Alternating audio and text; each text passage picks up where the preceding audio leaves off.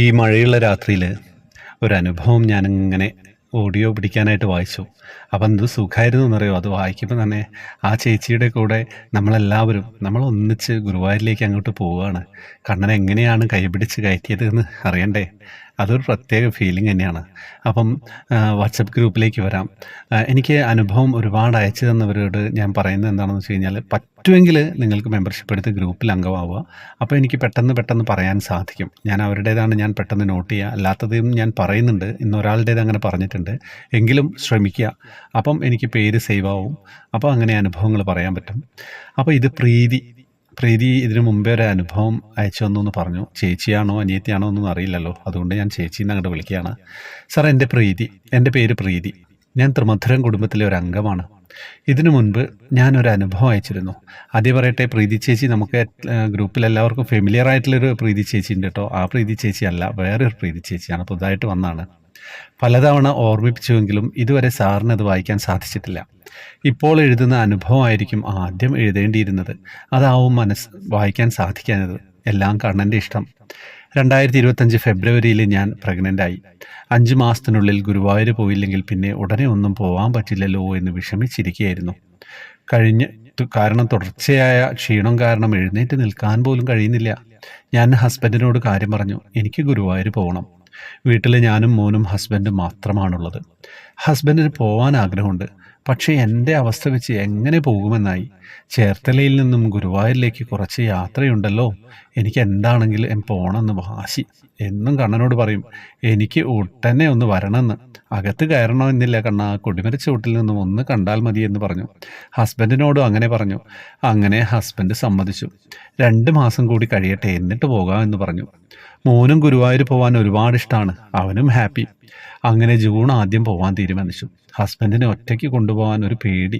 എൻ്റെ ചേച്ചിയെയും ഫാമിലിയെയും കൂട്ടി പോകാൻ തീരുമാനിച്ചു. അങ്ങനെ പോകുന്നതിൻ്റെ ഒരാഴ്ച മുതൽ വലിയ മഴയും പലയിടത്തും വെള്ളപ്പൊക്കവും.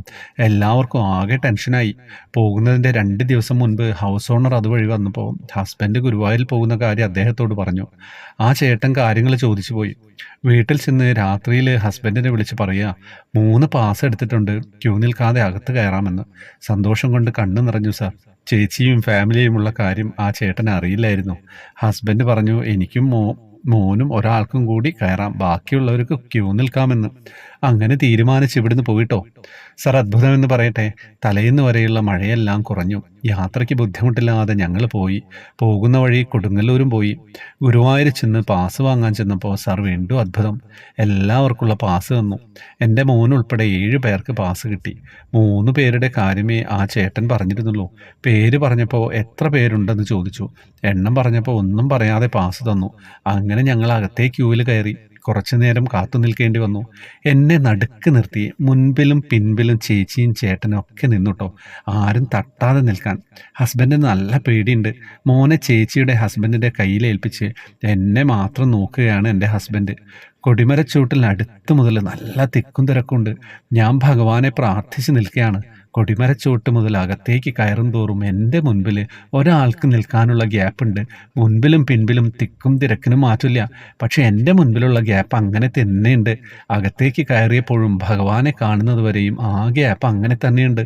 എനിക്ക് സുഖമായിട്ട് ഒരു ക്ഷീണവും ഇല്ലാതെ ഭഗവാന്റെ അടുത്ത് വരെ എത്താൻ സാധിച്ചു. ചേച്ചിയും ഹസ്ബൻഡും മക്കളും എല്ലാവരും പിന്നിലാണ്. ഞാൻ ഏറ്റവും മുന്നിലെത്തി ഭഗവാനെ കണ്ട് തൊഴുത് നിന്ന സമയത്ത് അവിടെ നിന്ന് ചേച്ചി പറയുക, എല്ലാവരും ഒന്ന് നിൽക്കൂ, ഈ മോളൊന്ന് നന്നായി തൊഴുതോട്ടെ, അവര് പ്രഗ്നൻ്റ് ആണ്, ഇനി മോൾക്ക് ഉണ്ണിയായിട്ടല്ലേ വരാൻ പറ്റുമെന്ന്. ശ്രീകാന്ത് സാർ, ഞാൻ ശരിക്കും സന്തോഷം കൊണ്ട് കരഞ്ഞുപോയി. നന്നായി തൊഴുതു. ഭഗവാനെ സുഖമായിട്ട് കണ്ടുട്ടോ. നമ്മൾ പറയുന്നതൊക്കെ ഭഗവാൻ കേൾക്കുന്നുണ്ട്. എല്ലാം പൊന്നു ഗുരുവായൂരപ്പൻ്റെ മായകൾ. ഇത്തിരി നീണ്ടുപോയി സാർ, ക്ഷമിക്കണം സാർ. ചുരുക്കി വായിച്ചാൽ മതി. തെറ്റുണ്ടെങ്കിൽ ക്ഷമിക്കണം സാർ. ഒന്നുകൂടി ഞാൻ അടിപ്രദക്ഷിണവും 18 പ്രദക്ഷിണം ഒക്കെ നടത്തിയിട്ടോ ഒരു ക്ഷീണം ഉണ്ടായില്ല. മോൾക്ക് ചോറ് കൊടുക്കാൻ കഴിഞ്ഞ ഫെബ്രുവരിയിൽ പോയിരുന്നു. സർവം കൃഷ്ണാർപ്പണം. ഇതിലൊരു വാക്കുകളാണ്, ഒരൊറ്റ വാക്കാണ് എനിക്ക് അത്രയും സ്ട്രൈക്കായത്. നമ്മൾ പറയുന്നതൊക്കെ ഭഗവാൻ കേൾക്കുന്നുണ്ട് എന്ന്. എന്താ കഥ? അപ്പോൾ ഞാനീ വായിക്കുന്ന നിങ്ങളുടെ അനുഭവമൊക്കെ ഭഗവാൻ കേൾക്കുന്നുണ്ടാവില്ലേ? കേൾക്കാന്ന് പറയുന്നത് നിങ്ങളുടെയും സന്തോഷം, എൻ്റെയും സന്തോഷം. ആരെങ്കിലുമൊക്കെ കേൾക്കാനുണ്ട്, അതുറപ്പാണ്. പക്ഷെ ഭഗവാനും കൂടെ കേൾക്കുന്നുണ്ടാവും. പ്രതീക്ഷിക്കാല്ലേ. നമ്മൾ നല്ല കാര്യങ്ങളല്ലേ പറയുന്നുള്ളൂ. നിങ്ങളുടെ സങ്കടങ്ങളും നിങ്ങളുടെ പ്രാർത്ഥനകളും നിങ്ങളെ അത്ഭുതപ്പെടുത്തുന്ന അനുഭവങ്ങളൊക്കെ നമ്മൾ പറയുന്നുള്ളൂ. വേറെ ഒന്നും പറയുന്നില്ല. അപ്പം കേൾക്കാതിരിക്കാൻ പറ്റുമോ? മനോഹരമായ അനുഭവം. ആ സഹോദരിയെ അങ്ങനെ പിടിച്ച് കൊണ്ടുപോയ ഭർത്താവിനും ചേച്ചിക്കും ഒക്കെ നന്ദി. പിന്നെ ആ തിരുമുമ്പിൽ ഒരാൾ നിന്ന് പറഞ്ഞല്ലേ, ഈ മോള് പ്രഗ്നൻ്റ് ആണ്, ഉണ്ണിയായിട്ടല്ലേ വരാൻ പറ്റുമെന്ന്. അപ്പം കണ്ണൻ്റെ അടുത്താണ്, അത്ര അടുത്താണ്, ഒന്നും പറയാനില്ല. ഞാൻ നിർത്തുകയാണ്. അപ്പം ഗ്രൂപ്പിലേക്ക് വരാം. ഗ്രൂപ്പിൽ വരുന്നവരൊക്കെ ശ്രദ്ധിക്കേണ്ട കാര്യങ്ങളൊക്കെ അറിയാലോ. അനുഭവങ്ങൾ അയക്കുന്നവരൊക്കെ ഗ്രൂപ്പിൽ വന്നിട്ട് അയക്കാൻ പറ്റുമെങ്കിൽ അങ്ങനെ അയക്കാം. അപ്പം കൂടുതലായിട്ട് എനിക്കത് ഹൈലൈറ്റ് ചെയ്യാൻ പറ്റും. വേറെ എന്താ കഥ? ഒന്നും പറയാനില്ല. ഹരേ കൃഷ്ണ.